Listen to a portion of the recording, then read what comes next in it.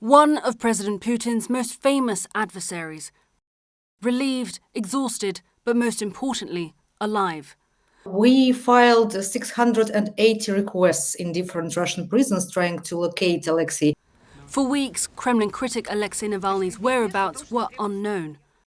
Now, his team has located him at a remote penal colony north of the Arctic Circle, after a journey Navalny says took almost 3 weeks. They brought me here on Saturday night.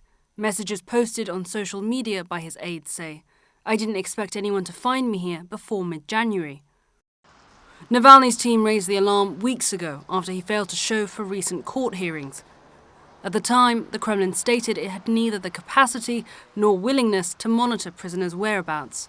According to Russian law, after the prisoner is being transferred to another colony, they have to notify his relatives.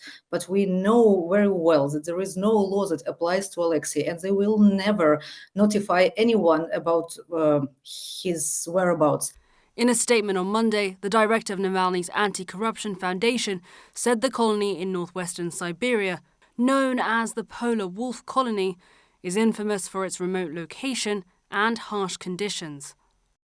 Navalny was sentenced to 19 years in prison in August after he was found guilty of extremism-related charges, which he and his legal representatives have consistently denied.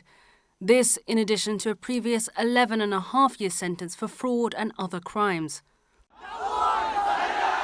Known for organising anti-government street protests and using his blog and social media to expose alleged corruption in the Kremlin, Navalny has posed one of the most serious threats to Putin's legitimacy during his rule.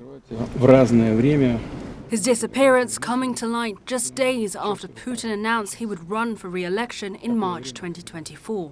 It is no coincidence that Navalny disappeared exactly at the moment when the so-called sham presidential elections were announced and Putin announced that he's going to be running again for, sorry, I lost count for which term already.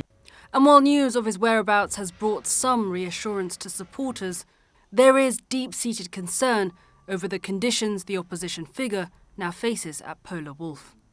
Neda Bashir, CNN, London.